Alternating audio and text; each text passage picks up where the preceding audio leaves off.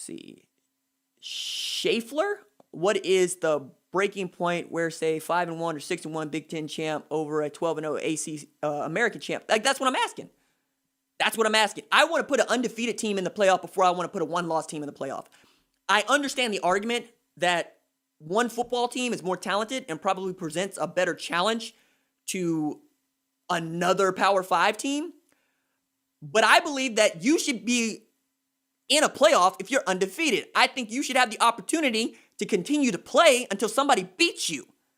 I'm the guy that wants the 24-team playoff, 16-team playoff, though, because I think everybody deserves the same opportunity to get their ass whooped by Bama. Like, that's where I live. I'm here for Appalachian State getting into the college football playoff. I award Central Florida the 2017 national championship because they're undefeated. And if you don't want to hear their mouth, then put them in the playoff. Let them get beat down the way that Oklahoma got beat down. Let them get beat down the way that Notre Dame got beat down.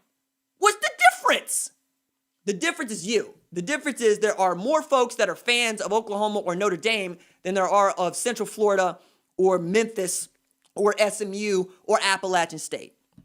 I believe that the kids should dictate on the scoreboard who gets to play in what championship. Not somebody that sits in a suit at a boardroom table. That's just not how I get down. I believe in the ideas behind a meritocracy. I believe that if you are able to beat somebody, you should be allowed to beat them until they beat you. I want that for these kids. I want that for my sport. It's the thing that I envy the most about the NFL. They're even putting in extra wildcard game to make sure that they get as many teams in that deserve to be in so nobody has an excuse. The same thing is true of Major League Baseball. We had the Washington Nationals go from a one-game playoff to World Series champs. I'm here for that story. Give me that. That's what I would love to see. But the people that are gatekeeping college football don't want to see it. Like, you ask the kids at Ohio State, would they play Central Florida? You damn right they would. It ain't them that's scared. It's the people that are going to make money from them that are scared. You see, Doc Winston O'Boogie, who is like the only moderator on this channel. So if Doc is talking to you, consider me talking to you. Couldn't Big Ten teams add 300 walk-ons to gain a 15 more test positive cushion to stay at 5% or less? Of course, that would mean if you are a walk-on and you test positive, you are no longer on the team. Doc here with the jokes. All right. I'd be interested to see who does that, right? Because, like, Oklahoma ran into this problem against Missouri State. Contact tracing just kind of killed them, right?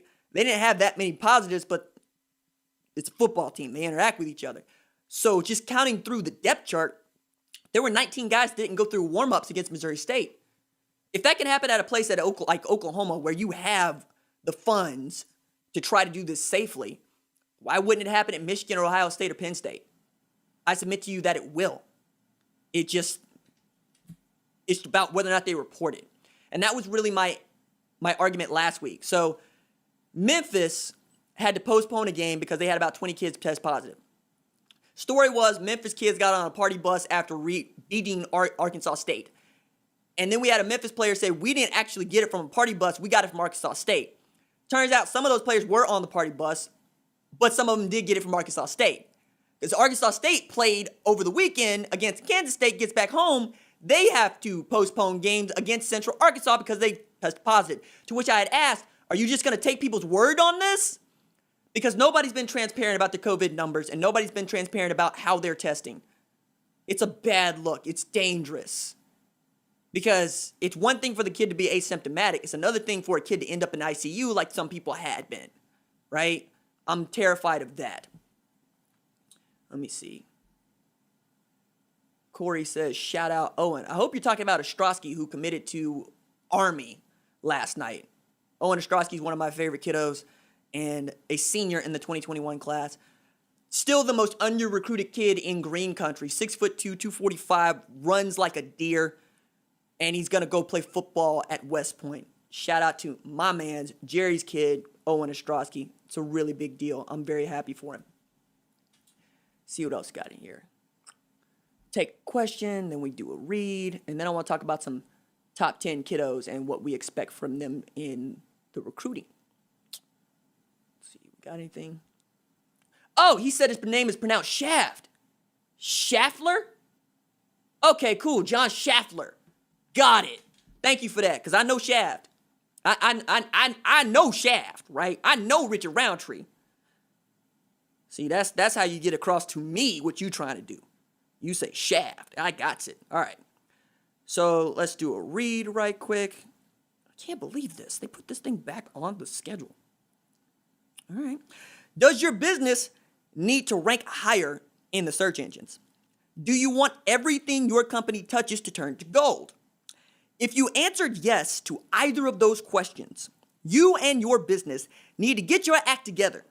At the Pimpin' Ain't Easy Marketing Conference, attend keynote speeches made by marketing gurus like Bishop Don Juan and a pimp named Slickback. Got to say the whole thing. Participate in workshops and learn more about your target market and how you can get their attention in our high-tech world from such renowned professionals like Craig's girlfriend Joy's sister-in-law's baby cousin Tracy. This event is not free and neither are your meals. So if you're a broke booty Buster Brown, this might not be your get down. Only real get money hustlers need apply at the Pimpin' Ain't Easy Marketing Conference.com. My thanks to the folks at a Pimpin' Ain't Easy Marketing Conference.com for continuing to support the RJ Young Show and the podcast. I sincerely appreciate that. Okay, so one of my favorite pieces that is about a monthly, right, comes from Steve Wiltfong, which is where are the 10 best uncommitted prospects leaning? And I want to start with number 10 and work my way up because, well, that's the way that you actually do these lists. Donovan Edwards apparently is predicted to go to Michigan and has been for some time. Edwards is one of the best tailbacks in the 2021 class. He's made a number of trips to Ann Arbor, but Georgia, Florida, and Oklahoma are still recruiting and pushing him pretty hard. I think that Oklahoma's kind of set its sights on Kamar Wheaton or bust in a year where they're expected to take in one tailback. We'll see how that goes. The next guy on the list is Nyland Green, and it's too close to call, which is my favorite kind of prediction. Coming out of Covington, Georgia, Newton High School. His decision probably comes within the next month. Auburn, Clemson, Georgia, Tennessee, all looking at the number 2 cornerback in the top 247. Remember, Tony Grimes not only was the number one player in the state of Georgia and the number 1 corner in the class, he reclassified. So he's on campus playing football games at UNC right now. JaQuincy McKinstry, all name team, also too close to call, coming out of Pinson Valley. It seems like Auburn for me, but Alabama, LSU have been in there. His family feels a kind of connection with Auburn, which